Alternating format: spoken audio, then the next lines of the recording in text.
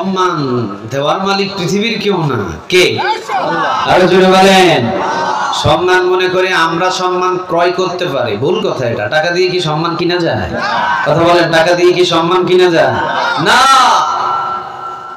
টাকা দিয়ে সম্মান কিনা যায় না।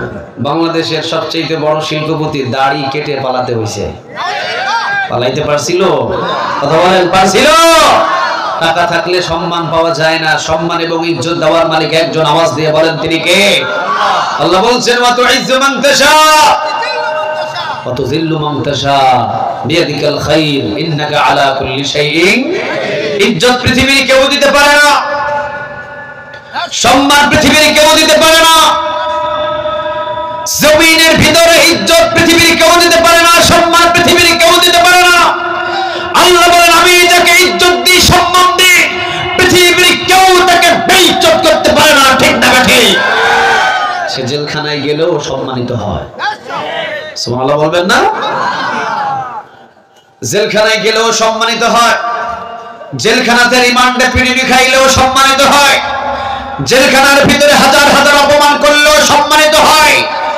আর যারা জমিনের ভিতরে জুলুমি করে, অত্যাচার করে, চুরি করে, ডাকাতি করে, আমার জমিনের মাশরুমের উপরে অত্যাচারের রোলাল বাড়িয়ে দেয়, আমি আল্লাহ যদি তাদেরকে বেইজ্জত করি, পৃথিবীর কোন দেশে তাকে সম্মান করতে পারে না। ঠিক না বেঠিক? কে করে এগুলো? আর একটা আওয়াজ দিয়ে বলেন কে? আল্লাহ বলছেন ওয়া তুইজ্জু মান তাশা ওয়া তুযিল্লু মান তাশা বিয়াদিকাল খায়র ইন্নাকা আলা কুল্লি শাইইন কাদির। আমি আল্লাহ যাকে ইজ্জত দিই, বেইজ্জত কেউ করতে পারে না। সুবহানাল্লাহ বলবেন না? বাংলাদেশে কাদের মোল্লার সম্মান এখনো বেশি না কম? কাদের মোল্লারে চিনেন? তিনি হাসতে হাসতে ফাঁসির মঞ্চে জীবন দিয়ে ফেলেছে। সুবহানাল্লাহ বলবেন না? আপনাকে যদি কেউ বলে এই মাহফিল থেকে আজকে 12টা 1 মিনিট, 12টা তো বাজে নাই, এখনো 30 মিনিট দেরি আছে, 12টা 1 মিনিটে এখানে একজন ব্যক্তিকে কোরআনের জন্য এখানে ফাঁসির একটা স্টেজ বানানো হবে, আর এই কোরআনের জন্য ফাঁসির মঞ্চে হেসে হেসে জীবন দিতে হবে, আমার মনে হয় এলাকায় মানুষ খুঁজে পাওয়াটা খুব কষ্ট হয়ে যাবে। ঠিক কয়েকজন বলছে, বাকিগুলো সবাই জীবন দিতে মনে হয় রাজি হয়ে আছে, ভাবে বোঝা যায়। এই কোরআনের জন্য যদি একজন ব্যক্তিকে যদি বলা হয় দিনাজপুর মহেশপুরবাসী এখানে ফাঁসির মঞ্চ বানানো হয়েছে, একজন ব্যক্তি যদি এখানে কোরআনের জন্য জীবন দেয়, এই এলাকার সকল মানুষ গুনাহ থেকে মুক্ত হয়ে যাবে, আল্লাহ এলাকা থেকে সকল আযাব দূর করে ফেলবে। একজন ব্যক্তি শুধু এখানে কোরআনের জন্য ফাঁসির মঞ্চে ফাঁসি দিয়ে জীবন দাও, আমার মনে হয় পুরা দিনাজপুরবাসীর ভিতরে কোরআনের একজন গোলামকে খুঁজে পাওয়া কষ্ট হয়ে যাবে। ঠিক না বেটি? আচ্ছা বলেন তো দেখি, কাদের মোল্লা এই আল্লাহর গোলামটাকে কি কোনো ভয় পাইছিল? না। টিসু টান দিছিল? বলেছিল যে বাবারে, বাংলাদেশের মানুষ আমারে বাঁচাও রে বাবারে, আমি আর কোনোদিন কোরআনের দলে যাব না? বলছিল বাবারে আমি আর কোনোদিন অমুক দল করব না, জামাত ইসলাম করব না, আমারে বাঁচাও বাবা, আজ থেকে শেষ, আমি প্রয়োজনে আওয়ামী লীগ করব, প্রয়োজনে আমি অমুক করব তমুক করব, অন্তত আমারে বাঁচায়া দাও, আমি আর কোনোদিন কোরআনের পথে থাকবো না? বলছিল কাদের মোল্লা সাহেব। উনি ওনার নিজের বিবিকে একটা চিঠি লিখে বলেছিলেন, পিয়ারি তোমার সাথে আমার আর দুনিয়ার কোথাও দেখা হবে না। ওনার স্ত্রীর নাম ছিল পেয়ারি। উনি ওনার স্ত্রীকে লিখেছিলেন, পেয়ারি, প্রিয় পেয়ারি, তোমার সাথে আমার আর এই দুনিয়াতে দেখা হবে না, তবে আমার বিশ্বাস আমার আল্লাহ তোমাকে আমার সাথে জান্নাতের সিঁড়িতে দেখা করিয়ে দিবে। কারণ পেয়ারি আমার প্রিয় স্ত্রী, আমি পৃথিবীর কারো জন্য জীবনটা উৎসর্গ করছি না, আমার সবচেয়ে দামি জিনিস আমার জীবন। একজন মানুষের যদি ক্যান্সার হয়, আর ওই মানুষের যদি 50 কোটি টাকার সম্পদ থাকে, আর যদি কোনো একটা দেশের ভিতরে তার কাছে এই অফারটা আসে আপনার 1 মাসের ভিতরে মৃত্যু হবে, তবে যদি 50 কোটি টাকা যদি আপনি দিয়ে আপনি অমুক দেশের চিকিৎসা নেন, আপনি বেঁচে যাবেন আর মারা যাবেন না, উনি বলবে 50 কোটি লাগলে আরো দিব, আমার জীবনটা ভিক্ষা দাও। জীবনের চাইতে কি দামি জিনিস আর পৃথিবীতে আছে? আরো জোরে বলেন, জীবনের চাইতে কি দামি জিনিস আর পৃথিবীতে আছে? ব্যাস, এই স্পিকারের ব্যাস কমে গেছে কেন? স্পিকারের ব্যাস দাও হালকা, একটু কমায়া দিছো না? জোরে কথা বলা শুরু করছি আর বাস ইউনিট কাটি যাবে, কই কমায়া দিছো? হ্যাঁ, তুমি এদিকে আসো, তুমি আমার ডানে আসো, এখানে বসো। তুমি মাইক একবারে সেট আপ কমপ্লিট করে তুমি আমার এই ডান পাশে আসো, এখানে আমি তোমাকে চা খাওয়াবো। আসো, তুমি ওখানে যাইতে পারবা না। যখন একটু আমি জোরে কথা বলতেছি ও বলতেছে বাবারে বাবা মিনিট কাটি যাবে, কই ঠাস করে কমাই দিতেছে। আসো, তোমার নাম কি? হ্যাঁ, মোহাম্মদ আসিফ বাবু। তোমাদের মাইকটা খুব সুন্দর, কথা বলে খুব ভালো লাগছে আমার কাছে, কিন্তু কমানো যাবে না। তুমি উপরে বসো, চেয়ারে বসো। তোমার নাম কি? ও কি কমাইতে পারে? হ্যাঁ, সাবধান, কমাবা না। প্রিয় পিয়ারি, তোমার সাথে আমার জান্নাতে দেখা হবে। আচ্ছা, জীবন যদি আল্লাহর জন্য দিয়ে দেয়, এর চাইতে কোন জিনিসটা আল্লাহকে দিলে খুশি হবে? আছে? কথা বলেন না কেন? আছে? আমার আল্লাহ যদি বলে বান্দা আমি তোর কাছ থেকে এমন একটা জিনিস চাই, তুই দিতে কি প্রস্তুত আছিস? আমরা বলবো আল্লাহ আপনি যেটা চাইবেন সেটাই দিব। আচ্ছা বলেন, আমরা কি বলবো না? আল্লাহ যদি আমাদের কাছে এখন বলে দিনাজপুরবাসী আমি তোমাদের কাছ থেকে একটা জিনিস চাই, আমরা কি বলবো? আল্লাহ ছোট জিনিস চাইেন, বড়টা কিছু চাইেন না, এমন বলবো? কথা বলেন, এমন বলবো না? আমরা বলবো আল্লাহ আপনি যেটা চাইবেন সেটাই দিব। আপনি বলেন না, আপনার বলতে দেরি হবে, আমি দিতে দেরি করবো না। বলেন আপনার কি দরকার? আল্লাহ যদি বলে বান্দা আমি তোর জীবনটা আমি একটু নিয়ে নিতে চাই, তুই কি দিবি? আমরা বলবো আল্লাহ কিভাবে দিলে আপনি খুশি হবে? আমাদের জীবনটা আপনি কিভাবে দিলে খুশি হবে? তখন আল্লাহ বলবে বাংলাদেশের স্বৈরাচারীর জেলখানায় গিয়ে কিছুদিন রিমান্ডে পিটুনি খাওয়ার পর আস্তে আস্তে করে ফাঁসির পোশাকটা পরে ওই ফাঁসির মঞ্চে গিয়ে ফাঁসির রশিটা গলায় দিয়ে লটকায় আমারে জীবন দিবি। আমি আল্লাহ আরশে বসে থেকে শুধু দেখব, আমি দেখব যে তুই কিভাবে জীবনটা দিচ্ছিস। তুই যদি আমাকে খুশি করার জন্য জীবন দিস, মনে রাখ ইন্নাল্লাহা লা ইয়ানজুরু ইলা সুওয়ারিকুম ওয়া আমালিকুম ওয়ালাকিন ইয়ানজুরু ইলা কুলুবিকুম ওয়া আমালিকুম। আমি আল্লাহ কিন্তু তোর মনের খবর জানি, আমি আল্লাহ তোর মনের ভিতরে তাকিয়ে আছি। এই জীবনটা যদি শুধুমাত্র আমার জন্যই হয়ে থাকে, এই জীবনটা শুধুমাত্র যদি আমার কোরআনের রাজ কায়েমের জন্য হয়ে থাকে, এই জীবনটা যদি শুধু আমি আল্লাহকে খুশি করার জন্য হয়ে থাকে, মনে রাখিস জান্নাত না দেখানো পর্যন্ত তোর মৃত্যু আমি করব না, করব না, করব না। ঠিক না ঠিক? সূরা হামিম সিজদা 30 নম্বর আয়াতটা বাড়িতে গিয়ে খুলবেন, আমি নোট করে দিলাম। সূরা হামিম সিজদা কত নম্বর আয়াত? 30 নম্বর আয়াতটা বাড়িতে গিয়ে খুলবেন। বাড়িতে গিয়ে খুলে দেখবেন আল্লাহ সেখানে বলছেন ইন্নাল্লাযীনা ক্বালু রাব্বুনা আল্লাহ, যারা আমি আল্লাহকে রব হিসাবে মানে, সুম্মাস্তাকামু, এবং যারা আমাকে রব হিসাবে মেনে অটল থাকে, তাতানাজ্জালু আলাইহিমুল মালায়েকা, তাদেরকে ফাঁসির মঞ্চে উঠায়, তাও আমাকে রব হিসাবে মানে, আমার জন্য জীবন উৎসর্গ করে দেয়, আমি আল্লাহ তাদের কাছে জান্নাতের ফেরেশতা পাঠিয়ে দিই। কি বলে? আল্লাহ তাখাফু, ফেরেশতারা এসে বলে বান্দা আল্লাহ বলেছেন তোমার কোনো ভয় নাই, তুমি তো আল্লাহর জন্য হাসি মুখে জীবন দিচ্ছ, আল্লাহ বলছেন তোমার কোনো ভয় নাই, আল্লাহ বলছেন ওয়ালা তাহজানু, তোমার কোনো চিন্তা নাই, আল্লাহ বলছেন ওয়াবশিরু বিল জান্নাহ, জান্নাতের একটা ভিডিও তার চোখের সামনে দেখিয়ে বলবে মৃত্যুর পর কাদের মোল্লা তুই এই জান্নাতে প্রবেশ করবি। আচ্ছা, এর চাইতে দামি কোন পুরস্কার পৃথিবীতে হতে পারে? কথা বলেন, পৃথিবীতে হতে পারে? আচ্ছা, আমাদের এতগুলো সংগ্রাম কিসের জন্য? মৃত্যুর পর তো একটু জান্নাতে যাওয়ার জন্যই, ঠিক না ঠিক? আল্লাহ যদি বলে বান্দা এত কিছু করে জান্নাতে যাওয়ার দরকার নাই, আয় তুই কোরআনের ময়দানে হাসতে হাসতে আমি আল্লাহর জন্য তুই জীবনটা দিয়ে আমি আল্লাহকে খুশি কর, জান্নাত দেখায় আমি তোকে মৃত্যু দিয়ে দিব। আল্লাহ যদি এরকম একটা অফার দেয়, আজকে যে দিনাজপুরবাসী আজকে যে জীবন দিয়ে দিবে আমি তাকে সোজা জান্নাতে পৌঁছায়া দিব, আল্লাহ যদি এরকম অফার দেয়, আমার মনে হয় দিনাজপুরে এরকম জান্নাতে যাওয়ার মানুষও শর্ট পড়ে যাবে। না, সবাই বসে রয়েছে আল্লাহর ওলি, এজন্য ঠিকও বাইর হয় না মুখ দিয়ে। কিন্তু দেখেন কদরে মোল্লা সাহেব, উনি ওনার পিয়ারি স্ত্রীকে বললেন, তোমার সাথে আর আমার দুনিয়াতে দেখা হবে না, তোমার সাথে আমার ঠিক জান্নাতে দেখা হবে সিঁড়িতে। কেননা আমি আল্লাহকে খুশি করার জন্য আমি আমার জীবনটা উৎসর্গ করে দিচ্ছি। সুবহানাল্লাহ নাই? নিজামী সাহেব চিনেন? কথা কন না কেন, চিনেন? আচ্ছা, ওনাকে ফাঁসি দিয়ে দুনিয়া থেকে শেষ করে দেওয়া হলো, ওনার সম্মানটা কি কম না বেশি? আরো জোরে বলতে হবে, কম না বেশি?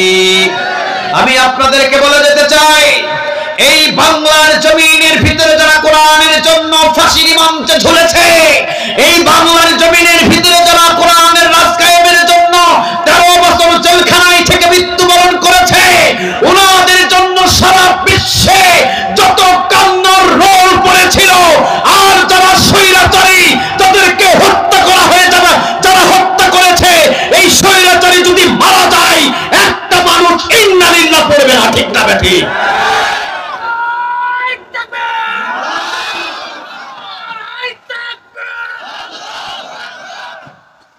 আল্লাহ তুমি কবুল করো, আরো জোরে বলেন আমিন।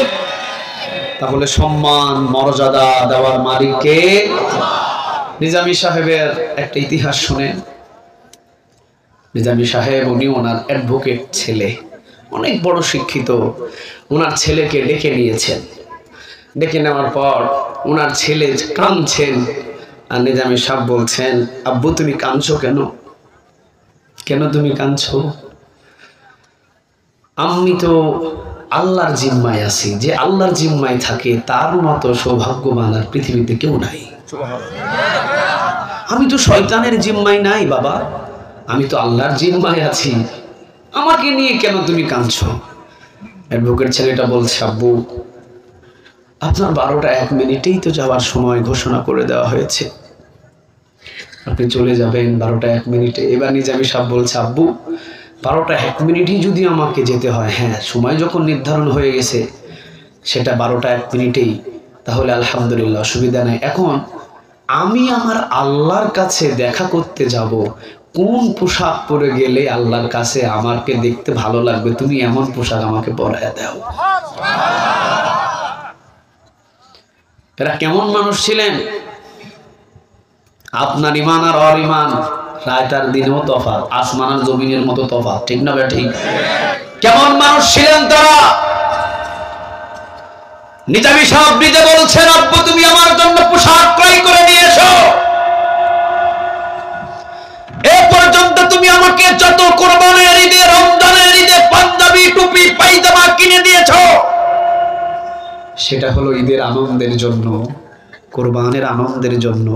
কিন্তু এবার আমার সবচেয়ে বড় আনন্দের দিন, আমি আল্লাহর জন্য জীবন দিয়ে আমি আল্লাহর সাথে সাক্ষাৎ করতে চাচ্ছি, তুমি এমন একটা পোশাক আমাকে এনে দিবে যেই পোশাকে আমাকে পৃথিবীর সবচেয়ে সুন্দর দেখা যায়, এমন পোশাক পরে আমি যেন আমার আল্লাহর সামনে গিয়ে দাঁড়াতে পারি। সুবহানাল্লাহ বলবেন না? সুবহানাল্লাহ বলবেন না? আচ্ছা বলেন তো দেখি, ওই মানুষগুলোর সম্মান এখনো বেশি না কম? আরো জোরে বলেন, বেশি না কম? আরেকজন কোরআনের সৈনিকের একটু কথা শুনেন। ওনার মৃত্যুর আগে 3 ঘন্টা, কয় ঘন্টা? 3 ঘন্টা আছে। 3 ঘন্টা পর ওনাকে ফাঁসি দিয়ে দেওয়া হবে। উনি বলছেন জেলার সাহেবকে, ওনার যে খেদমতে ছিলেন, ওনাকে বলছে, ভাই 3 ঘন্টা পর যদি আমাকে ফাঁসি দেওয়া হয় তাহলে 3 ঘন্টা অনেক লম্বা একটা সময়, আপনি এক কাজ করেন, আমি 2 ঘন্টা ঘুমিয়ে ফেলি, 2 ঘন্টা পর আপনি আমাকে ঘুম থেকে জাগায়া দিয়েন। আচ্ছা 3 ঘন্টা পর যার মৃত্যু নির্ধারণ হয়ে গেছে, ওই মানুষটার কি 3 ঘন্টা আগে ঘুম আসতে পারে? আপনাদের কাছে বিচার দিচ্ছি, ওর কি ঘুম আসতে পারে? আমাদের ইমান হলে তো ঘুম আসা দূরের কথা, চোখের পানি আর সব পানি এক জায়গা দিয়ে বাইর হওয়া শুরু হবে, ঘাম ছুটবে শরীর দিয়ে। 3 ঘন্টা পর আমাকে ফাঁসিতে ঝুলিয়ে দিয়ে শেষ করে দেওয়া হবে। এই দুনিয়ার আলো আমার 3 ঘন্টা পর বন্ধ হয়ে যাবে, আমাকে 3 ঘন্টা পর ফাঁসি দিয়ে শেষ করে দেওয়া হবে। কোনো ঘুম আসার তো কথা না, অথচ উনি 3 ঘন্টা পর্যন্ত, 3 ঘন্টা আগে জেলার সাহেব বলছেন, উনি যিনি দায়িত্বে ছিলেন, উনি বলছেন আমি নিজে দেখলাম মানুষ তো ঘুমালে নাক ডাকায়, আমি নিজে দেখলাম টানা 2 ঘন্টা নাক ডাকায় ঘুমালো। নাক ডাকায় 2 ঘন্টা ঘুমানোর পর আমি বললাম যে আপনি উঠেন ঘুম থেকে, আপনার 2 ঘন্টা তো ঘুম হয়ে গেছে, আর মাত্র 1 ঘন্টা বাকি আছে। আমি ওনার ঘুমটা জাগিয়ে দিলাম। উনি চোখ টোক উঠলেন ঘুম থেকে, মানুষ উঠলে তো চোখ টোক ডলে, উনি চোখ টোক ডলে অজুখানায় গেলেন, এখানে পানির ব্যবস্থা ছিল, সেখানে গিয়ে অজু করে এসে আমি দেখলাম সোজা যায় নামাজে দাঁড়িয়ে গেলেন। 2 ঘন্টা ঘুমালেন, 1 ঘন্টা যায় নামাজে কাটালেন। আমি তাকে জিজ্ঞাসা করলাম আপনার 3 ঘন্টা পর মৃত্যু, আপনি কিভাবে 2 ঘন্টা ঘুমালেন? তখন উনি বলেছিলেন শোনো, আমি তো আল্লাহকে খুশি করার জন্য জীবন দিচ্ছি, এখানে তো আমার চিন্তার কোনো কারণই নাই। তিনি জীবন দিয়েছেন, আবার তিনি আমার কাছ থেকে নিয়ে যাচ্ছেন। তার জীবন তিনি যখন নিয়ে যাবেন তখন তো আমি যদি তাকে না দিই, আমার মতো বেঈমান তো পৃথিবীতে একটাও নাই। সূরা আত-তাওবা শেষের দিকে আল্লাহ রাব্বুল আলামিন বলছেন ইন্নাল্লাহা আশতারা মিনাল মুমিনিনা আনফুসাহুম ওয়া আমওয়ালাহুম বিআন্না লাহুমুল, কথা বলেন না কেন, জান্নাহ। আল্লাহ বলছেন জীবনটা আমি তোমাকে দিয়েছি, তোমার সাথে আমার লেনদেন হয়েছে, আমাদের সাথে লেনদেন ব্যবসা করেছেন তিনি কে? আরো জোরে বলেন তিনি কে? আল্লাহ বলেছেন ইন্নাল্লাহা আশতারা মিনাল মুমিনিনা আনফুসাহুম ওয়া আমওয়ালাহুম বিআন্না লাহুমুল জান্নাহ ইউকাতিলুনা ফি সাবিলিল্লাহ ইউকাতিলুনা ফি সাবিলিল্লাহ ইউকাতিলুনা ফি সাবিলিল্লাহ। চিৎকার দিয়ে বলেন আল্লাহু আকবার। আল্লাহ বলেছেন ইন্নাল্লাহা আশতারা মিনাল মুমিনিনা আনফুসাহুম ওয়া আমওয়ালাহুম বিআন্না লাহুমুল জান্নাহ। আল্লাহ বলেছেন সূরা আত-তাওবার শেষের দিকে, বান্দা তোমার জন্য আমি তোমাকে জীবন দিয়েছি, ওই জীবনটা আর জান্নাত, এর বিনিময়ে তোমার সাথে আমার ব্যবসা হবে, তুমি দিবে জীবন, আমি তোমাকে দিব জান্নাত। সুবহানাল্লাহ বলবেন না? সেই দিন আমরা কি বলেছিলাম আল্লাহকে? আল্লাহ তাহলে ঠিক আছে লেনদেনটা হয়ে যাক। কি লেনদেন? জীবনটা তোমাকে আমরা দিয়ে দিলাম আর জান্নাতটা তুমি আমাদেরকে দিয়ে দাও। আল্লাহ তখন বললেন যাও তোমাদেরকে আমি জান্নাতটা দিয়ে দিলাম, জান্নাত এই যে জান্নাত এটা তোমার, আর জীবনটা আমাকে দিয়ে দিলাম। কিন্তু জীবনটা আল্লাহ নিয়ে আবার বললেন যাও দুনিয়াতে 60-70 বছরের জন্য আবার তোমারে দিলাম। সুবহানাল্লাহ বলতে পারলেন না? সেই দিন লেনদেন করেছিলাম কার কাছে? আরো জোরে বলেন কার? সেই দিন আল্লাহ বলেছিলেন তুমি জান্নাত নাও, জীবনটা আমাকে দিয়ে দাও। আমরা বললাম ঠিক আছে জীবন আপনি নেন, জান্নাত আমাদেরকে দিয়ে দেন। জান্নাত নিয়ে নিলাম। আল্লাহ এবার বললেন না, অন্তত 60-70 বছরের জন্য তোমাকে জীবন আবার আমানত দিলাম, দুনিয়াতে যাও 60-70 বছর ঘুরে ফিরে এরপরে আমি যখন চাইবো আমাকে আবার জীবন দিয়ে দিবা। কিন্তু ঘুরতে ফিরতে আইসা এখন আমরা পাল্টে গেছি। আল্লাহ যখন কয় কোরআনের জন্য জীবন দাও, আমরা কই না জীবন দিব না। আচ্ছা আমার মতো বাটপার আর আছে? আরো জোরে বলেন আছে? উনি এটাই বুঝাতে চাইলেন। উনি বললেন আমার জীবন তো আল্লাহ দিয়েছিলেন, আল্লাহর জন্যই তো আমি জীবন দিতে যাচ্ছি, এখানে আমার চিন্তার কোনো কারণ নাই। তুমি যদি আমাকে ডাকও না দিতে আমি মৃত্যুর 1 মিনিট আগে ঘুমিয়েই থাকতাম। সুবহানাল্লাহ বলেন। আমার কোনো টেনশন বিন্দু পরিমাণ ছিল। আচ্ছা যারা হাসতে হাসতে কোরআনের জন্য জীবন দিলেন, কোরআনের সাথে সম্পর্ক করলেন, ওদের সম্মান বেশি না কম? আর একটু জোরে বলেন বেশি না কম? 13 বছর যিনি জেলখানার ভিতরে থাকলেন, এরপরে যখন ওনাকে জেলখানা থেকে বাহির করা হলো, ওনাকে একজন কে জানি জিজ্ঞাসা করেছিল হুজুর আপনি কেমন আছেন? ওনাকে জিজ্ঞাসা করে নাই হুজুর আপনি কেমন আছেন? উনি মুস্কি হাসি দিয়ে কি বলেছিল? কি বলেছিল? ওনার হাসিতে বোঝা গিয়েছিল আব্বুরা 13 বছর স্বৈরাচারী আমার উপরে নির্যাতন করেও আমাকে কখনো বাতিলের কাছে মাথা নত করাতে পারে না। আমি খুব ভালো আছি আলহামদুলিল্লাহ বলবেন না?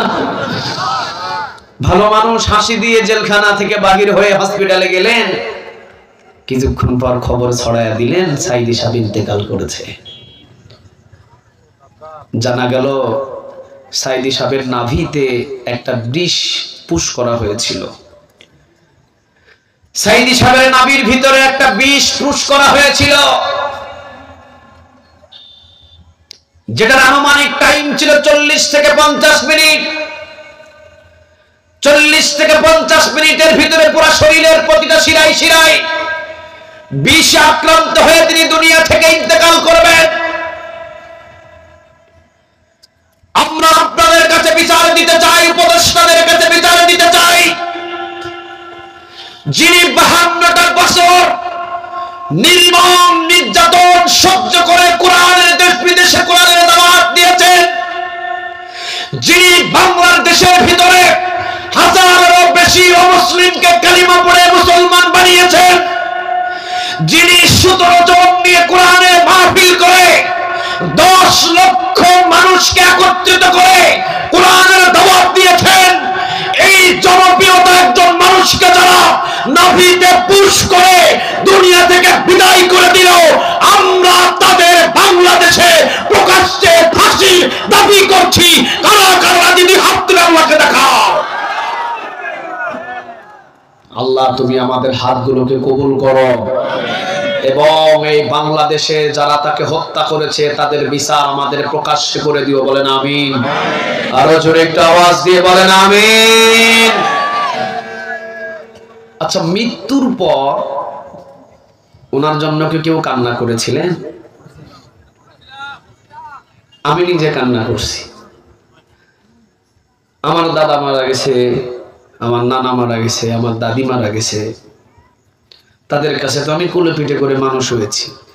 আমি কান্না করেছি দাদা নানা মারা যাওয়ার সময়। কিন্তু আল্লামা সাইদি রাহিমাহুল্লাহ যেদিন মারা গেছেন, উনি আমার মনে হয়েছিল আমার যেন কি একটা হারিয়ে গেছে, কেন যেন শূন্য মনে হয়েছিল।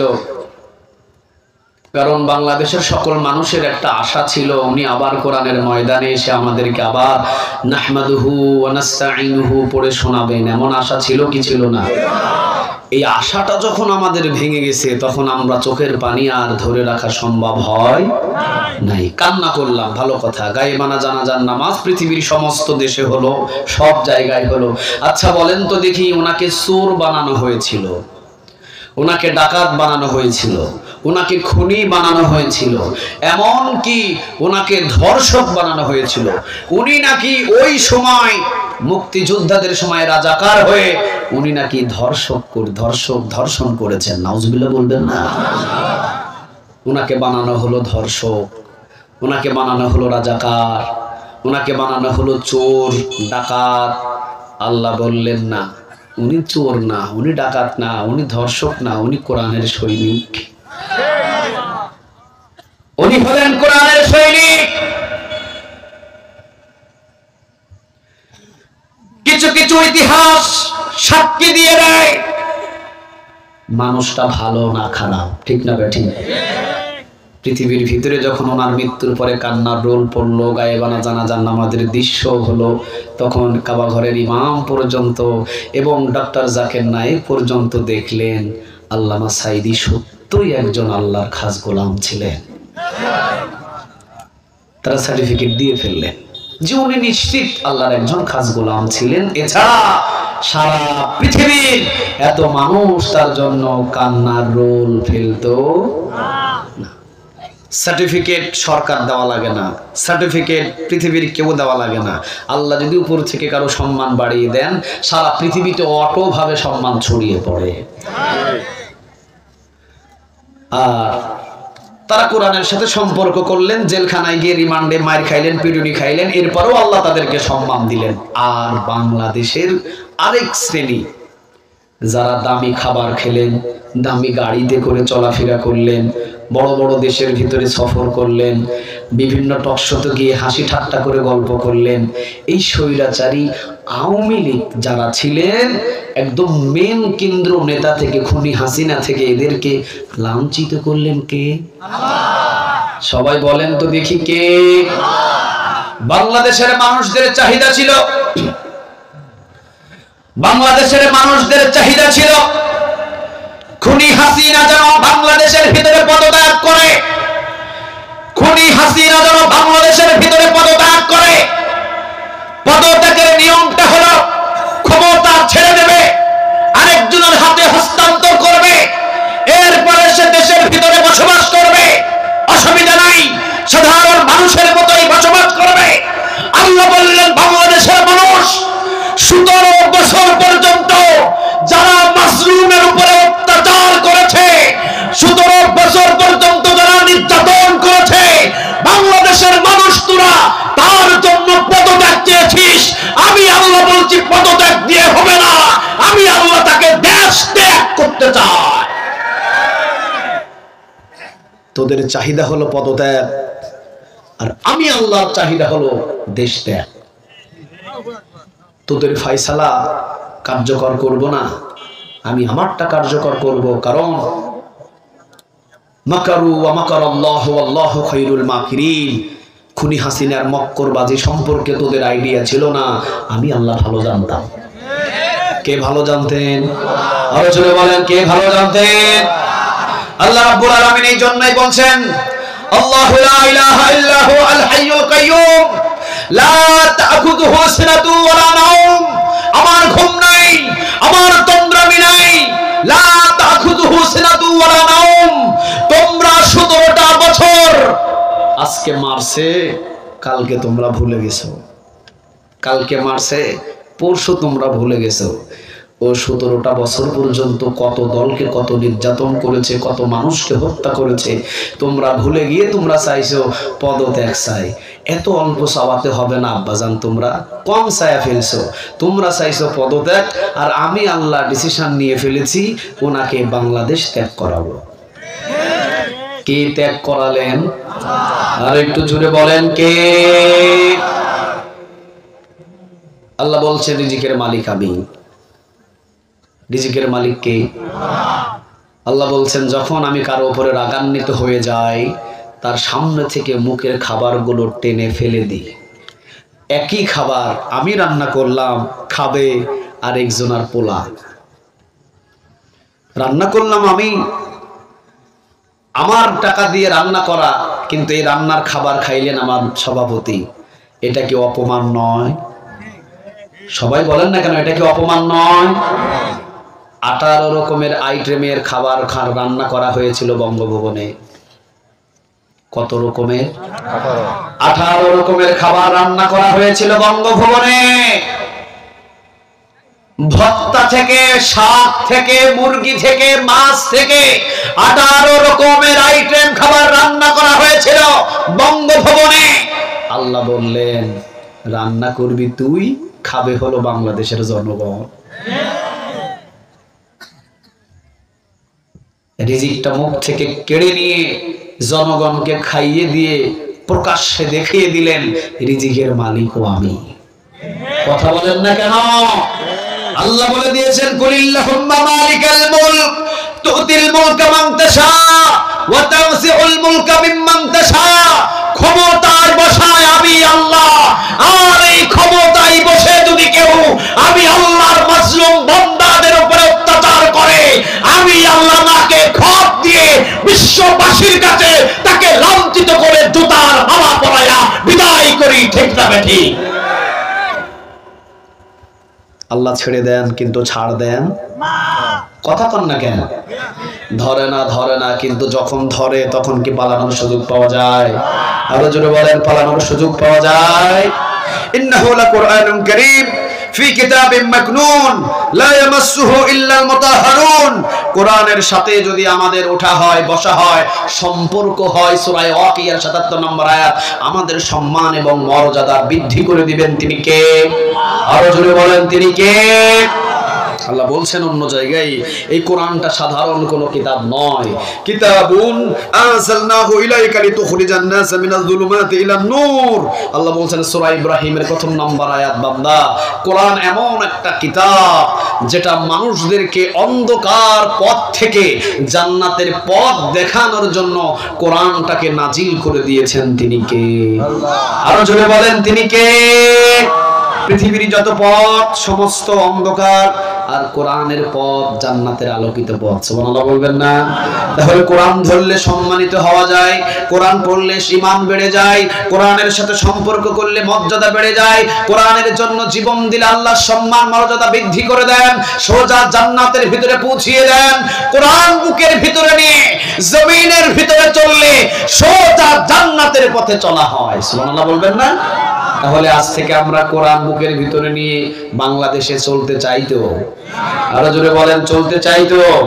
আল্লাহ কোরআন মেনে মেনে আমাদের জীবন গঠন করার তৌফিক দান করো, বলেন আমিন। আরো জোরে আওয়াজ দিয়ে বলেন আমিন। কোরআনের সাথে সম্পর্ক করবেন, সম্মান এবং মর্যাদা বৃদ্ধি করবেন তিনি কে? কোরআন হলো আমাদের জান্নাতের পথ। সোজা রাস্তা দিয়ে আমরা জান্নাতে চলে যেতে চাই, সেই পথের নাম কি? আরো জোরে বলেন, সেই পথের নাম কি? তাহলে এই পথে যারা ফাঁসির মঞ্চে ঝুললেন তারা ঠকেন নাই, তাদেরকে পৃথিবীর ভিতরে জিতিয়ে দিয়েছেন তিনি কে? জীবন আজ হলেও যাবে, কাল হলেও যাবে, কিন্তু জীবনটা যদি আমার কোরআনের জন্য ক্ষয় হয়ে যায়, আমার মতো সৌভাগ্যবান পৃথিবীতে একটাও নাই। আল্লাহ রাব্বুল আলামিন আমাদেরকে সঠিক বুঝ দিয়ে কোরআন মেনে জীবন গঠন করার তৌফিক দান করুক, বলেন আমিন।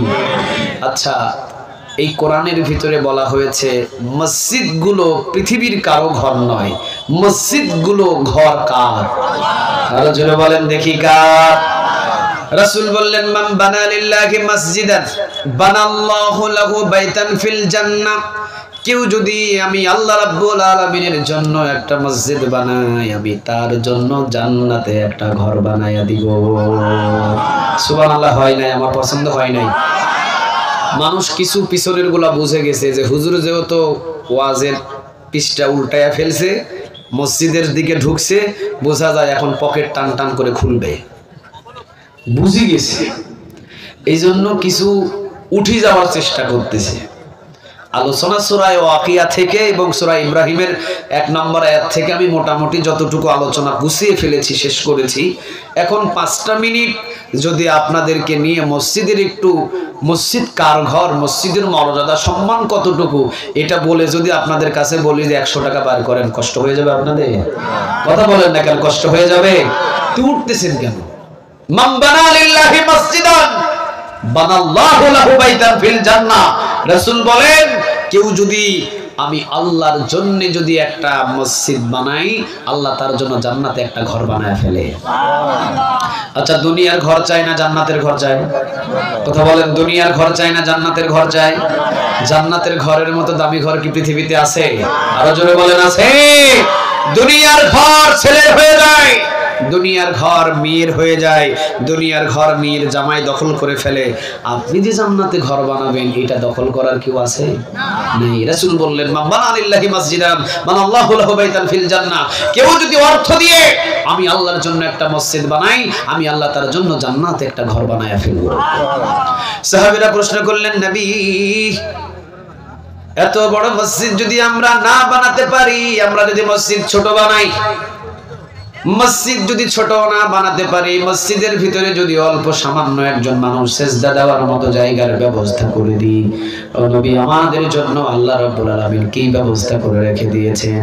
নবী বললেন, তোমরা শুনে রেখো, আল্লাহ রাব্বুল আলামিন আমাকে জানালেন, কেউ যদি একজন মানুষ সেজদা দেওয়ার জন্য এতটুকু জায়গার ব্যবস্থাও করে দেয়, পাখির বাসা পরিমাণ যদি ছোট্ট একটা মসজিদের জায়গারও ব্যবস্থা করে দেয়, তার জন্য জান্নাতের ভিতরেও একটা ঘর নির্মাণ করে ফেলবেন তিনি কে?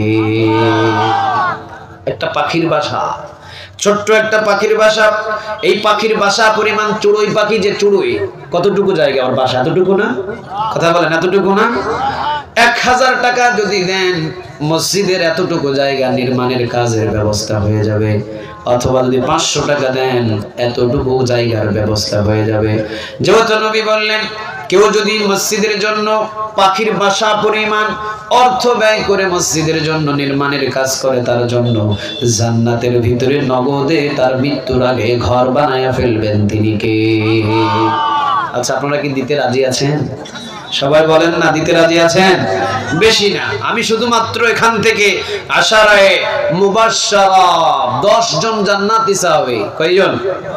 তার ভিতরে আবু বকর নাম্বার 1। সুবহানাল্লাহ বলেন। আবু বকর বিনা হিসাবে জান্নাতে চলে যাবে। আশারায়ে মুবাশশারা 10 জন সাহাবী আর অন্যান্য সাহাবীদেরকে আল্লাহ রাসূল সাল্লাল্লাহু আলাইহি ওয়াসাল্লাম সার্টিফিকেট দিয়েছেন, বলেছেন তুমি জান্নাতি, তুমি জান্নাতি, তুমি জান্নাতি। অসংখ্য সাহাবী ছিলেন, তবে আশারায়ে মুবাশশারা 10 জন জান্নাতি সাহাবী ছিলেন। ওরা দুনিয়াতে থাকতেই জান্নাতের সার্টিফিকেট পেয়ে গেছে। এই 10 জনের সাথে কনফিয়ার করে 10 জনের সাথে আল্লাহ যেন এই ময়দান থেকে আরো 10 জন গোলামকে নিয়ে আল্লাহ যেন জান্নাতে এই 10 জনকে নিয়ে আল্লাহ যেন বিনা হিসাবে ওদের সাথে 10 জনকে ঢুকায় দেয়। আমরা সবাই পড়ি তো দেখি আমিন। ওই 10 জনের জন্য কিন্তু জান্নাতে ঘর বানানো আছে। আশারায়ে মুবাশশারা 10 জন জান্নাতি সাহাবী, ওদের জন্য জান্নাতে ঘর নির্মাণ করে আল্লাহ বলছেন নবী এই 10 জন জান্নাতি সাহাবী এদের জন্য ঘর বানানো হয়ে গেছে। সুবহানাল্লাহ বলবেন না? তাহলে আমাদের জন্য হয় নাই, কিন্তু আমি বলে দিলাম মুসাফির মানুষ আপনাদের এই মসজিদে একটু খেয়াল করার কারণে 10 জন, খালি 10 জন যদি একটু খেয়াল করেন আপনাদের জন্য যাতে ওই 10 জন সাহাবীর সাথে এইরকম একটা জান্নাতে ঘর বানানোর ব্যবস্থা হয়ে যায়। বেশি না, 500 টাকা খালি। আবু বকরের সাথে কে আছেন দেখি, আল্লাহর কোন খাস একজন গোলাম আছেন যে হুজুর মসজিদে যদি আমি বানাই, মসজিদে যদি 500 টাকা 100 টাকা দিয়ে যদি মসজিদ নির্মাণের একটা পাখির মাসা পরিমাণ আমার টাকায় কাজ হয়ে যায়, তাহলে হুজুর ওয়াদা করলাম 500 টাকা আমি দেব, হুজুর যান, আল্লাহ যেন আমাকে আবু বকরের সাথে জান্নাতে ঢুকায় দেয়। এমন নিয়ত একজন করেন দেখি। ও আল্লাহ, এ পাই গেছি তো আমি 10 জন নিব, বেশি না কিন্তু। আবার মুরব্বির নাম